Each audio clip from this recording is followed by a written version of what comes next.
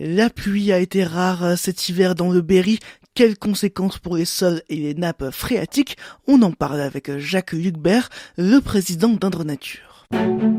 RCF en Berry, Hugo Sastre.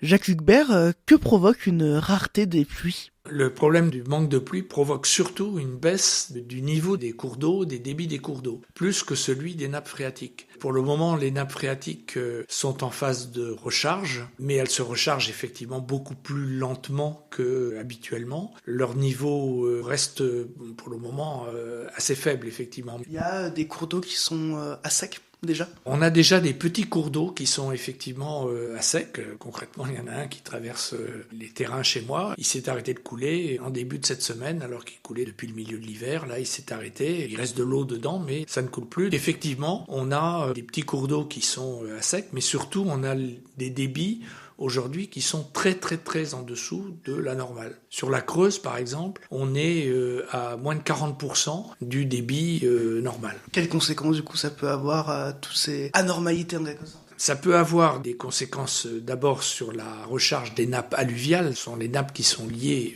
directement au cours d'eau. Le problème est de savoir surtout si ça va continuer, quelle va être la situation à la fin du printemps et à l'été. Parce que si on a une situation comme l'été dernier, d'été particulièrement chaud, puisqu'on bat des records tous les ans actuellement, là ça risque d'être vraiment dramatique parce que les milieux aquatiques vont être énormément impactés. Donc une mortalité des espèces aquatiques? Des mortalités par des difficultés de reproduction des poissons et puis de la plupart des espèces qui sont liées au milieu aquatique. Les agriculteurs qui risquent également d'être impactés? Les agriculteurs vont être surtout impactés par l'absence de précipitations, de pluie, au moment où ils vont en avoir le plus besoin. Ils sont aussi impactés par la sécheresse des sols qui va poser problème si ça continue pour les semis de fin de printemps et la levée de ces semis. Pour l'instant, on parle des conséquences à court terme, mais si la pluie se fait de plus en plus rare, si les cours d'eau s'achèvent aussi régulièrement et que les nappes phréatiques sont aussi basses, quelles conséquences sur le long terme? La première chose qu'il faut savoir, c'est que on commence à s'en rendre compte, notamment parce qu'on a de plus en plus des épisodes de sécheresse pratiquement tous les ans maintenant. On a fait un travail un peu d'analyse de l'évolution des débits des cours d'eau dans l'Indre